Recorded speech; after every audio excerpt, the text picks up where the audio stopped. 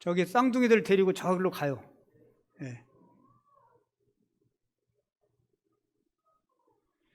누가복음 5장 1절로 11절까지 우리 한 절씩 교독하도록 하겠습니다. 무리가 몰려와서 하나님의 말씀을 들을새 예수는 게네사렛 호숫가에 서서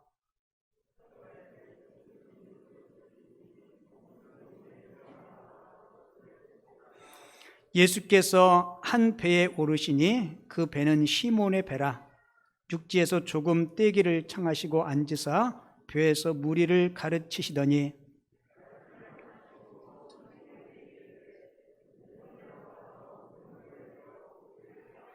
시몬이 대답하여 이르되 선생님, 우리들이 밤이 새도록 수고하였으되 잡은 것이 없지만은 말씀에 의지하여 내가 그물을 내리리다 하고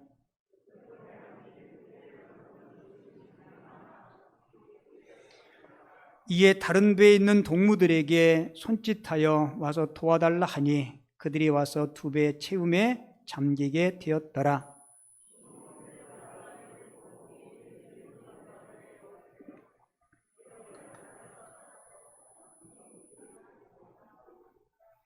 근데 여러분들이 읽을 때 이게 안 맞아요, 지금. 그러니까 천천히 또박또박 잘 맞춰서 읽으셔야 돼요. 아시겠죠?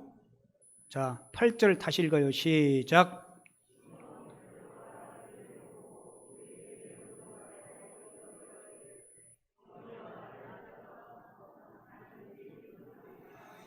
이는 자기 및 자기와 함께 있는 모든 사람이 고기 잡힌 것으로 말미암아 놀라고 야고보와 요한도 놀랐습니다. 예수께서 시몬에게 이르시되 무서워하지 말라. 이제후로는 내가 사람을 취하리라 하시니 같이 읽어요.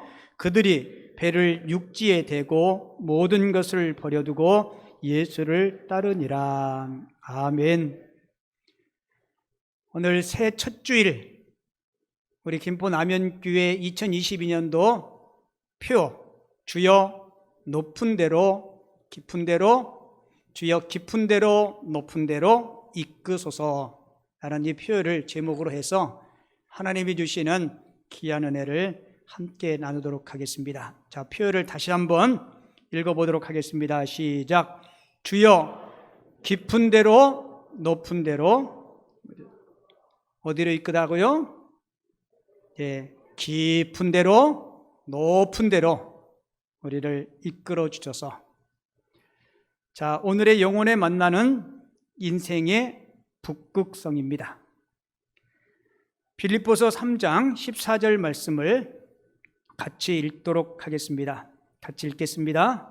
표대를 향하여 그리스도 예수 안에서 하나님이 위에서 부르신 부름의 상을 위하여 달려가노라. 빌립보서 3장 14절 말씀. 아멘. 사막 서쪽에 가면 사하라 중심이라 불리는 한 작은 마을이 있는데 이 마을 사람들은 단 한 번도 마을을 떠나본 적이 없다고 합니다. 레빈이란 사람이 나타나기 전까지 이 마을 사람들은 한 번도 마을을 떠난 적이 없다고 합니다.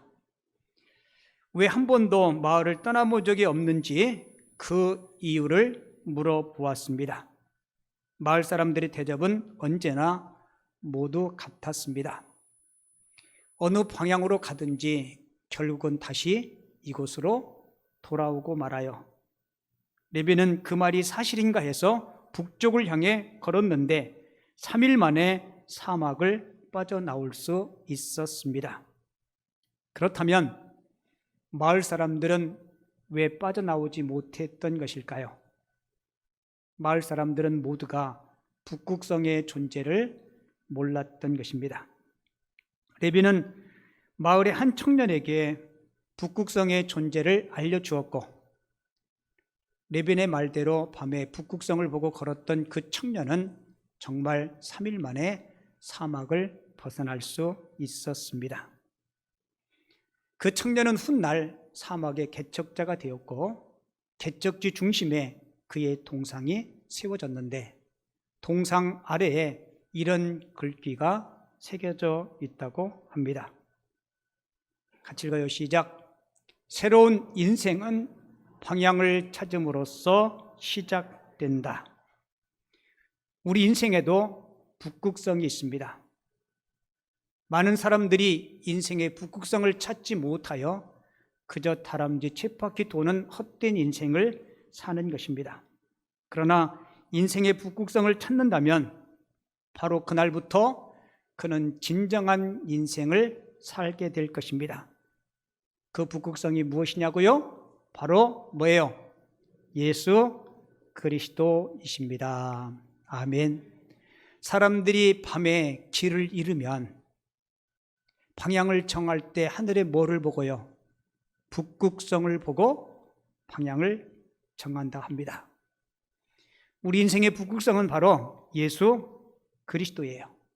그래서 인생의 삶 그리고 믿음 생활이란 예수 그리스도를 쫓아 그분을 따라 사는 삶이 우리 인생의 행복이요 기쁨이요 형통함임을 꼭 기억하시기 바랍니다. 그래서 올해 2022년도 우리 교회 표어를 주여 깊은 데로 높은 데로 이끄소서라고 정했고요. 자, 표어를 다시 한번 읽어보는데 이렇게 읽으면 좋겠어요. 주여 다음에 우리를 깊은 데로 높은 데로 이끄소서. 자, 우리를 넣어서 같이 한번 읽어보겠습니다. 시작. 주여 우리를 깊은 데로 높은 데로 이끄소서. 할렐루야. 나를 넣어가지고요. 자, 시작. 주여 나를 깊은 데로 높은 데로 이끄소서. 할렐루야. 저는 2022년도 한 해가 저도 여러분들도 우리 믿음과 영성이 더 깊어지고 신앙의 수준이 한 단계 높아지는 그런 한 해가 됐으면 좋겠다라는 소망으로 2022년도 표어를 주여 깊은 데로 높은 데로 이끄소서라고 정했습니다. 저도 여러분들도 올 한 해 동안 저 목적의 이끌림을 받고 더 우리 신앙의 뿌리가 깊어지고 그리고 우리 믿음의 인격이 더욱더 예수 그리스도를 많이 담는 높은 데에 도달할 수 있는 하나님의 사람들이 꼭 되어줄 수 있기를 주님의 이름으로 축원을 드립니다. 딸만 6명이 있는 행복한 가정이 있었어요. 요즘은 6명 나는 경우는 거의 드문데 옛날에는 다 6남매 많았어요. 그죠? 어느 날 딸만 6명이 있는 행복한 가정의 엄마가 외출을 했다가 친구한테 예쁜 인형을 선물로 받았어요. 6개를 받은 게 아니고 1개만 선물 받았는데 집에 가지고 가서 이걸 어떤 딸한테 줘야 되나 엄마가 고민이 생겼어요. 엄마가 고민 끝에 6명의 딸 아이들에게 이렇게 하겠습니다. 엄마 말을 제일 잘 듣는 사람에게 이 인형을 주겠다. 그랬더니 6명의 딸이 이구동성으로 이렇게 하겠답니다. 에이, 그러면 아빠가 받겠네. 아이들 보기에 엄마 말을 제일 잘 듣는 사람이 아빠였던 거예요. 여러분, 아이들 눈에 그렇게 비춰질 정도였다면 그 집은 틀림없이 행복한 가정일 겁니다. 이 가정의 아빠처럼 저도 여러분들도 하나님의 말씀을 잘 듣는 그런 착한 성도, 순종하는 성도들이 꼭 되어줄 수 있기를 주님의 이름으로 축원을 드립니다.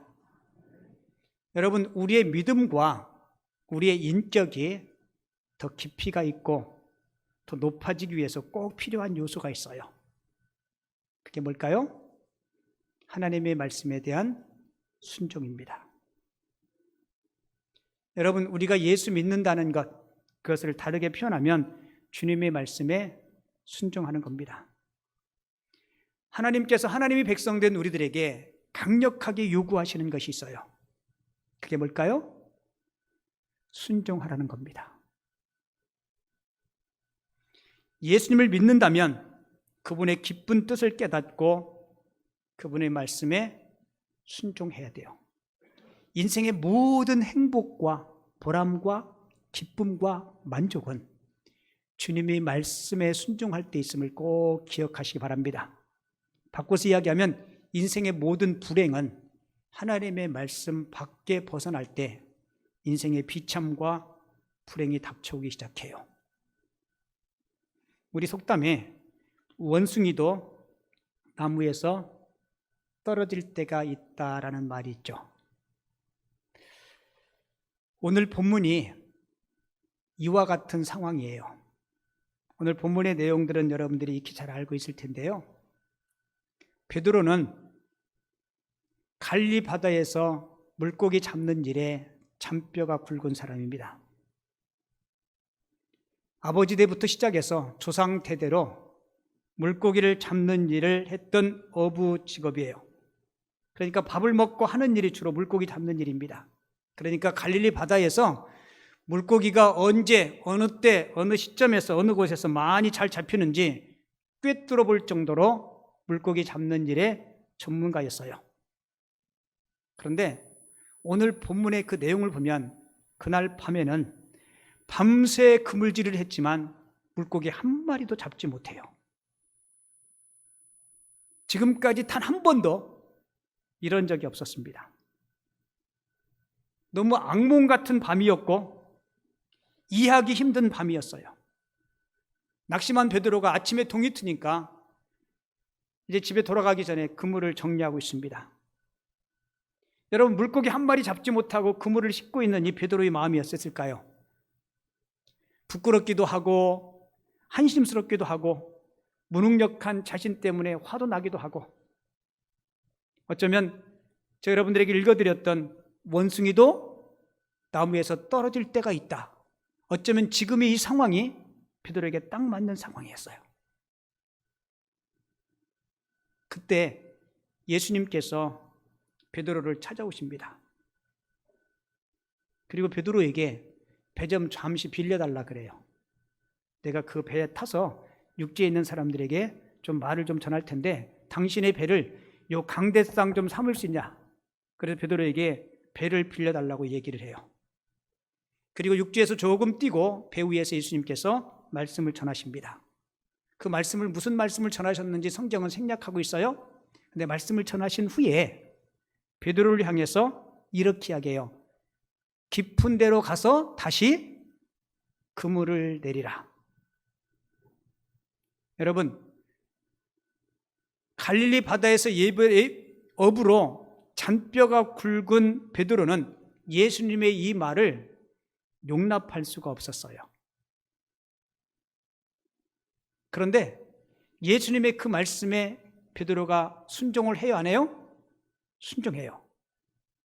아마 예수님께서 전하셨던 그 말씀에 베드로가 지금까지 느끼지 못했던 그 말씀의 권위를 듣고 틀림없이 순종했을 겁니다. 사실 베드로는 예수님의 말씀에 별로 순종할 마음이 없었을 거예요. 그리고 순종하기 어려운 몇 가지 분명한 이유가 있었습니다. 그 첫 번째 이유는 시간적으로 지금은 물고기를 잡을 때가 아니에요. 주로 갈릴리 바다는 저녁부터 밤에 물고기를 잡는 시기였는데 아침에 햇살이 떠오르면 물고기들은 깊은 바닷속에 있다가도 햇볕이 돋는 늦에 프랑크톤을 잡기 위해서 밖으로 나온답니다. 그러니까 베드로의 경험상 지금은 깊은 데에 가서 그물을 내려도 물고기가 안 잡힐 시점이에요. 이건 베드로의 지식이었고 지금까지 경험이었어요. 그리고 또 한 가지, 베드로가 순종하기 어려운 또 한 가지 이유는 경험상 이거는 도저히 불가능한 일이었습니다. 밤새 그물질했지만 잡지 못했는데 또다시 깊은 곳에 가서 그물을 던지라, 이거는 경험상 도저히 용납할 수 없는 일이었습니다. 그리고 세 번째, 깊은 데 가서 그물을 던지라는 이 명령자 예수님에 대해서 신뢰할 수가 없었어요. 왜일까요? 예수님은 바다에 대한 전문 지식이 전혀 없는 분이셨어요. 베드로가 알기로는. 예수님이 직업이 뭐예요? 목수였습니다. 목수. 그러니까 베드로 생각에는 비전문가가, 물고기와 바다에 대한 비전문가가 지금 전문가에게 이래라 저래라 명령하고 있는 겁니다. 그러니까 객관적으로 보면 지금 예수님의 명령에 순종하는 것은 결코 쉬운 일이 아니었어요. 근데 베드로는 순종해야 하나요? 순종합니다. 하나님의 말씀의 권위에 눌려서 순종해요. 근데 이게 웬일입니까?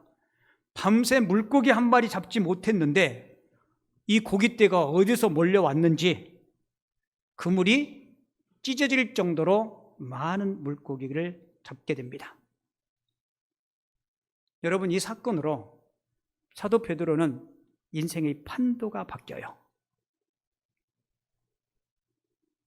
그 인생의 삶의 수준이 더 높은 차원으로 이르게 됩니다. 물고기를 잡던 어부가 사람을 낚는 어부로 그 인생의 전환점을 경험하게 돼요. 여러분, 2022년도 새해에 저도 여러분들도 이 베드로처럼 좀 더 깊은 데로 그리고 높은 데로 이루기 위해서 주의 말씀에 순종하시기 바랍니다. 뭐 하시라고요? 깊은 데로 높은 데로 이르기 위해서 첫 번째 요소는 주의 말씀에 순종하는 거예요. 자, 오늘 본문 4절 한번 읽어볼게요. 말씀을 마치시고 시몬에게 이르시되 깊은 데로 가서 그물을 내려 고기를 잡으라. 지금 예수님의 말씀은 베드로의 경험상, 베드로의 지식상, 상식에 맞지 않는 이야기예요. 베드로는 잔뼈가 굵은 어부라 그 말을 수긍하기가 어려웠어요. 그럼에도 불구하고 예수님의 말씀의 권위 앞에 베드로가 순종하죠. 6절에 보면 엄청나게 많은 물고기가 잡혔다라고 이야기해요. 성경은 뭐라고 표현하냐면 그물이 찢어질 정도로, 그물이 지금 찢어지고 있어요. 저는 이 베드로가 사용했던 그 그물이 찢어지던 그 순간 베드로의 경험, 베드로의 지금까지 상식, 그리고 나 중심의 우주관이 그물처럼 찢어지는 순간이었다라고 생각합니다.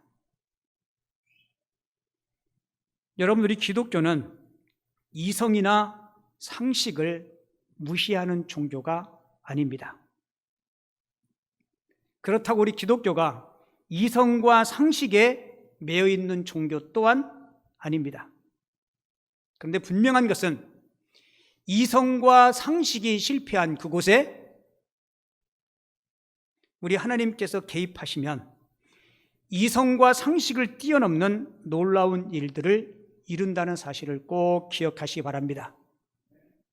그래서 철학자 파스칼은 이런 이야기를 했어요.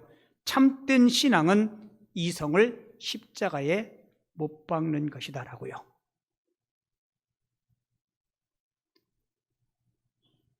여러분의 삶의 뒤안길을 한번 뒤돌아보세요. 사람은 누구나 다 행복하기를 꿈꿉니다. 다 성공하기를 원해요. 그러니까 내 경험뿐만 아니라 이웃 사람들의 모든 경험과 지식들을 총동원해서 여러분들의 삶에 주어진 일들을 성공의 자리로 이끌기 위해서 최선의 삶을 다 살고 있을 거예요. 그런데 모두가 다 성공하나요? 그렇진 않잖아요. 그래서 우리에게 꼭 필요한 것은 우리 주님이 필요하다는 겁니다. 내 인생의 핸들을 내가 붙잡지 말고 그 핸들을 주님께 맡기실 수 있어야 돼요. 그래야 내 인생의 참 주인 되신 예수님께서 저와 여러분들의 삶의 핸들을 주께서 운전하시고 삶의 평안의 길로 인도해 주실 줄을 믿습니다. 베드로가 이렇게 이야기해요. 주의 말씀에 의지하여. 뭐에 의지해서요? 주님의 말씀에 의지해서. 이게 무슨 얘기예요? 내가 더 이상 나의 과거의 어떤 경험, 잘난 것, 자랑, 이 지식, 내 경험 이거 다 내려놓고 먼저 주님의 말씀을 붙잡고 그 말씀에 순종하며 살겠습니다라는 고백입니다. 저 잠깐 보실래요? 화면에는 제가 더 멋있어요? 실제 제가 더 멋있어요? 뭐 그놈이죠, 그죠? 잘 들으세요. 우리가 교회 와서 하나님의 말씀을 많이 들어요. 많이 듣는데 그 말씀대로 안 사는 건지 못 사는 건지, 그러면 절대로 안 살든지 못 살든지 순종 안 하면 절대로 깊은 데로 높은 데로 도달할 수가 없습니다. 여러분, 한번 하나님을 시험하지 말라 그랬는데 하나님을 한번 테스트 한번 해보세요. 하나님, 내가 3년 동안 최선을 다해서 베드로처럼 주의 말씀에 의지해서 그물을 내리겠습니다라는 각오와 결단으로 한번 살아보세요. 하나님께서 어떻게 일하시는지. 근데 우리는 그리 못해요. 어떤 사람은 한두 번 순종하고 에이, 하나님께서 일 안 하신다. 아니요. 여러분 꼭 기억하세요. 하나님은 한두 번 순종할 때 움직이시는 분이 아니라 끝까지 순종할 때 일하시는 하나님이심을 기억하시기 바랍니다. 여리고성이 한 번 돌았다고 무너졌나요? 아니요. 마지막 한 바퀴 돌 때까지 아무 기미도 보이지 않았어요. 아무 징지도 보이지 않았습니다. 한 번 돌았을 때 성벽이 조금씩 갈라지고, 두 번 돌았을 때 더 갈라지고, 한 5번, 7번 돌았을 때 막 흔들리기 시작하고, 그러면 돌만할 거예요. 근데 마지막 한 바퀴 돌고 소리를 외치기 전까지 그 성은 여전히 그대로 있었습니다. 여러분, 우리 믿음 생활이 그거예요. 하나님이 요구하시는 순종은 한두 번의 순종이 아니라 끝까지 순종하라는 거예요. 이게 하나님의 권위와 그분을 믿는 성도들의 신앙의 태도입니다. 베드로가 깊은 데로 높은 데로 이룰 수 있었던 첫 번째 비결이 뭐예요? 말씀에 의지하여 하나님의 말씀에 순종했다는 겁니다. 내 이성, 내 경험을 다 내려놓고 그것이 주님의 말씀이기에 말씀에 의지할 때 풍성한 결실이 있었어요. 그리고 깊은 데로 높은 데로 오르기 위해서 예수님이 내 인생의 주인됨을 인정하시기 바랍니다. 여러분, 베드로가 금을 씻고 있을 때 예수님이 나타나셔서 지금 베드로의 기분이 썩 안 좋아요. 그죠? 사업으로 치면 망했어요. 소득이 하나도 없어요. 예수님께서 오셔서 배를 좀 달라는 겁니다. 배를 좀 강대상 삼아서 내가 말씀을 좀 전할 텐데 내 배를 좀 달라는 거예요. 여러분 같으면 쉽게 내드리겠어요? 아마 쉽게 내드리기 쉽지 않을 거예요. 근데 베드로는 내드렸습니다. 이게 베드로의 인생 역전의 기회였어요. 그러니까 베드로는 주의 말씀을 건성으로 듣지 않았습니다. 여러분에게 하나 질문 드릴게요. 솔직히 대답하세요. 여러분들의 생명 누구 겁니까? 내 거라고요? 아니요. 내 거면 내 마음대로 컨트롤할 수 있어야 되잖아요. 아닙니다. 내가 이 땅에 누리는 모든 것 하나님이 주신 선물이에요. 제가 증명해 드릴게요. 예수님이 우리들의 삶의 모든 것 되심을. 우리가 복음서를 읽다 보면 굉장히 흥미롭고 재미로운 사건을 우리가 경험할 수 있는데요. 예수님께서 무언가를 쓰시기 위해서 요구할 때 예수님은 그 쓰시고자 하시는 것들을 자기 소유인 것처럼 말씀하세요. 그러니까 베드로에게, 베드로야, 너 그 배 좀 빌려주라. 이렇게 막 사정하고 막 애처롭게 막 매달리고 그러지 않으셨어요. 예를 하나 들어볼까요? 종려 주일에 예수님께서 예루살렘에 올라가시기 위해서 뭐 타고 올라가세요? 나귀를 타고 올라가세요. 근데 예수님에게는 나귀가 없었습니다.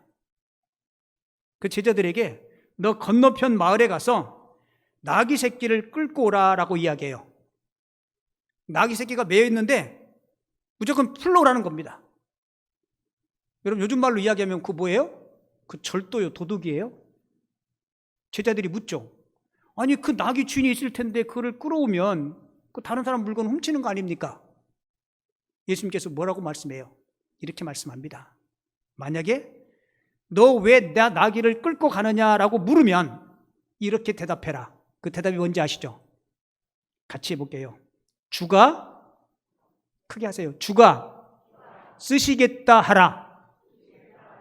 주가 뭐예요? 그 낙의 진짜 주인이 쓰시겠다는 거예요. 주가 쓰시겠다 하라. 그리하면 보내리라. 낙의 주인이 보내요, 안 보내요? 보냅니다. 예수님은 이 땅에 있는 모든 것이 자신의 소유임을 낙의 새끼를 통해서 우리들에게 말씀해 주세요. 그뿐 아니고요. 우리 예수님께서 마지막 만찬을 위해서 공간이 필요한데 제자들과 함께 모여서 마지막 만찬을 할 장소가 없는 거예요.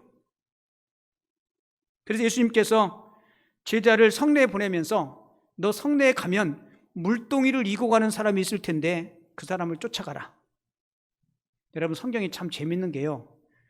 여러분, 옛날에는 물동이를 이고 다니는 여인들이 많았을 거 아니에요, 그죠? 근데 여인들이 대여섯 명 물동 이고 가면 누구를 쫓아가요? 우리말 성경에는 물동이를 이고 가는, 물동이를 지고 가는 뭐 그렇게 기록되어 있는데 원래 정확한 성경의 원문을 보면 남성으로 되어 있어요. 그러니까 보편적으로는 여성들이 물동이를 이고 다니는데 남자 한 사람이 물동이를 이고 갈 거다. 그럼 그 사람을 쫓아가라. 찾기 쉬워요, 어려워요? 찾기 쉽죠. 정말 물동이를 이고 가는 그를 쫓아가서 집 주인에게 우리 주님께서 당신의 다락방 쓰기를 원합니다 라고 이야기해요. 그 다락방을 내어드려요.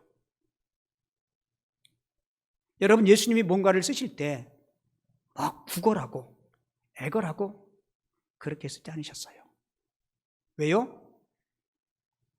주님은 이 땅에 있는 모든 것이 하나님의 것임을 아셨습니다. 오늘 본문의 베드로도 그물이 찢어질 정도로 물고기가 많이 잡힌 뒤에 반응이 좀 표현이 재밌지 않아요? 아이고, 예수님 고맙습니다. 저와 같이 동업하십시다. 이렇게 나와야 이게 보편적이잖아요. 근데 베드로가 어떻게 반응해요? 본문 8절에 보면 주님 앞에 무릎 꿇고 뭐라고 얘기해요? 주님, 나는 죄인이로소이다. 나를 떠나소서라고 이야기해요. 이게 무슨 의미예요? 지금까지 살면서 베드로는 그 주님을, 자기 인생의 주인, 삶의 주인, 내가 누리는 모든 것을 나에게 선물로 주신 그 주님을 인정하지 못했던 겁니다. 여러분, 그게 죄예요. 내가 누리는 모든 것이 주인이 나라고 착각하는 것, 그게 죄입니다. 아니요, 하나님께서 우리에게 맡겨주신 거고 우리로 하여금 누리게 하신 거예요. 베드로는 이 사실을 깨닫고 이 배도 주님 것이고 나의 건강도 주님 것이고 나의 재능도 주님 것이고 내 몸도 내 존재도 다 주님 것입니다. 지금까지 그 사실을 깨닫지 못하고 나의 나된 것이 하나님의 은혜를 깨닫지 못했습니다 라는 사실을 깨닫고 주님 앞에 무릎 꿇고 직분발하고 고백해요. 주여, 나는 죄인입니다. 나를 떠나소서. 이러고 보면 저와 여러분들의 죄가 태산처럼 많아요.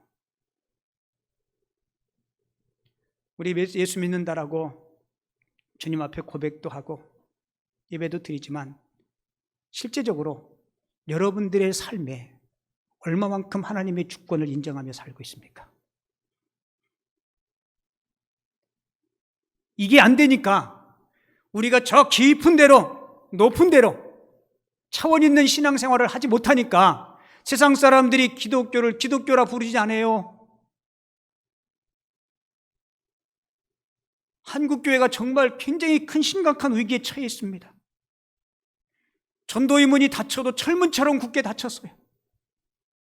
교회를 다니는 성도들도 서로가 서로에게 염증을 느낄 정도예요. 사랑하는 성도 여러분, 2022년도 우리 새해에는 좀 더 깊이 있는 신앙, 그리고 차원 높은 성숙한 하나님의 사람들로 성숙할 수 있는 저와 여러분들 꼭 되시기 바랍니다. 여러분, 우리가 예수님의 주인됨과 그리고 그분의 말씀에 순종할 때 하나님께서 우리에게 놀라운 복을 주세요. 오늘 본문을 근거로 제가 두 가지 복을 여러분들에게 소개해 드릴 텐데요. 내가 하나님을 나의 주인으로 인정하고 그분의 말씀에 순종할 때 하나님은 우리에게 축복을 주시는데 그 축복을 이웃과 나누며 사는 인생이 될 수 있도록 우리를 축복하신다는 겁니다. 인심이 어디서 난다 그래요? 곳간에서 인심 난다 그래요. 내가 하나님의 복을 받아야 내 주머니가 뭐가 있어야 이웃들에게 섬기고 베풀죠. 여러분, 마음의 사랑도 마찬가지예요. 사랑을 경험해 보지 못한 사람, 다른 사람에게 풍성한 사랑을 나눌 수가 없어요. 주님의 주권을 인정하고 하나님의 말씀에 순종했던 베드로, 여러분, 그물이 찢어질 정도로 많은 물고기가 잡혔어요. 그 혼자 베드로가 다 먹었나요? 아니요. 주변에 있는 동료들, 주변에 있는 배들을 다 불러서 그들과 함께 하나님이 주신 그 축복을 함께 나눴습니다. 그러니까 저와 여러분들이 하나님의 주권을 인정하고 그분의 말씀에 순종하면 하나님께서 저와 여러분들을 놀라운 축복의 통로로 사용해 주실 줄을 믿습니다. 우리 2022년도 여러분들 복 많이 받아서 이 복을 이웃과 하나님의 영광을 위해서 흘려보낼 수 있는 하나님의 사람들이 꼭 되시기 바랍니다. 그리고 두 번째 축복은 보람 있는 인생을 사시게 될 것이에요. 물론 베드로는 물고기 잡으면서도 처자식 키우면서 나름대로 보람이 있었을 겁니다. 그런데 주님과 만남이 있은 후에 물고기 잡는 일보다 더 영적으로 보람 있는 일을 하죠. 이제 너로 사람을 낚는 어부가 되게 하리라 라고 말씀하고 있어요. 아마 지금까지 베드로는 물고기 잡아서 물고기 팔아서 집도 좀 넓히고 요즘 말로 이야기하면 좀 더 큰 차, 좋은 차를 좀 사고, 아마 그게 어쩌면 베드로의 인생의 전부 꿈이었을지도 모르겠어요. 근데 주님이 주권을 인정하고 주님의 말씀에 순종할 때 하나님은 베드로에게 더 보람 있는 인생을 살 수 있도록 이 베드로를 주의 사역자로 하나님께서 불러주신 줄을 믿습니다. 가끔 어떤 분이 저한테 목사님은 다음에 또 다시 태어난다도 목사를 할 겁니까? 라는 질문을 하는 분이 있어요. 여러분 보시기에는 제가 또 할 것 같아요? 안 할 것 같아요? 저는 그 질문에 저는 한다라고 대답합니다. 솔직히 목회하면서 한두 번 정도는 야, 이거 꼭 해야 되나? 어떤 데는 가슴이 막 찢어지고 아프고, 내가 목회자가 아니었다면 이런 아픔이 없을 텐데 이런 생각이 들 때도 솔직히 있었어요. 그럼에도 불구하고 다시 태어나도 목회 일을 할 거냐는 그 질문에 예라고 대답할 수 있는 이유가 뭔지 아세요? 여러분들을 섬기고 영혼을 구원하고 하나님의 말씀을 가르치면서 세상 어떤 것으로도 얻을 수 없는 저에게는 보람이라는 게 있습니다. 여러분, 이 보람은 목사만이 누릴 수 있는 보람이 아니고 우리 성도님들도 누릴 수 있는 보람이에요. 여러분들이 교회를 위해서 때로는 교사로, 성가대로, 아니면 목자로 누군가를 여러분들이 섬길 때 섬김에 어려움이 있지만 그 섬김을 통해서 한 사람이 변화되고 한 사람이 영혼이 구원함을 받고 예수 그리스도를 더 많이 닮아가는 모습을 보면서 우리는 돈 주고 살 수 없는 그 보람을 충분히 느낄 것입니다. 그리고 여러분들이 삶의 현장에서 여러분들이 다니는 직장과 사업장을 통해서도 여러분들이 보람을 느끼실 수 있어야 돼요. 통장에 잔고가 쌓이는 것으로만 보람을 느끼지 마시고 여러분들이 하신 일들을 통해서 보람을 느끼시기 바랍니다. 그 TV 프로그램 중에 그 삶이 힘들어가지고 산속에 들어가는 사람 있죠. 그 제목이 뭐예요, 그거? 자연인. 혹시 여러분들 다 때려치고 자연인 하고 싶은 분 계신가요? 아마 한두 번은 그런 생각이 마음속에 들 수 있을 거예요. 저는 그거 보면서 나도 산속에 들어가서 살까? 저는 누가 땅을 줘도 산속에 들어가서 안 삽니다. 저는 미운이 고운이 그래도 부딪히면서 우리 사람들과 함께 살고 싶어요. 이야기 하나 해드리고 설교 마칠게요. 김동호 목사님이라고 한국교회 아주 유명하고 크게 목회하신 목사님이 계세요.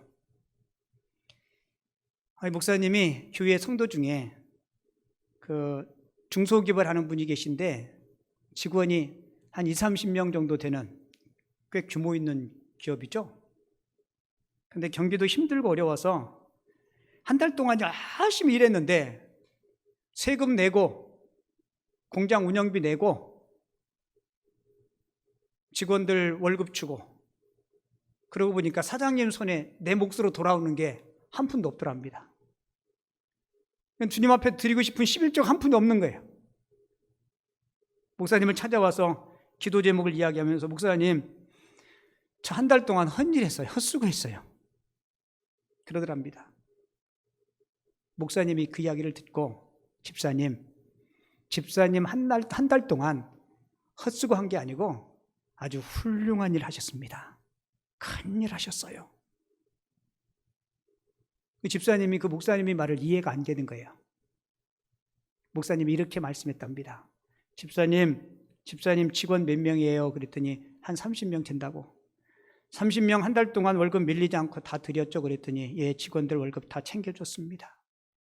세금 내셨죠? 예, 세금 냈습니다.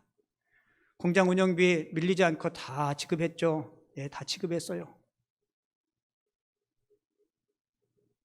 집사님이 한 달 동안 열심히 일하셔서 직원들 먹여 살리신 겁니다. 30명의 직원뿐만 아니라 딸린 식구들, 4인 가족이면 120명을 먹여 살리신 겁니다. 집사님 한 달 동안 큰일 하셨습니다. 여러분 생각에도 큰일 하셨어요? 안 하셨어요? 큰일 했죠. 이 집사님이 목사님이 그 이야기를 듣고 아 그렇구나.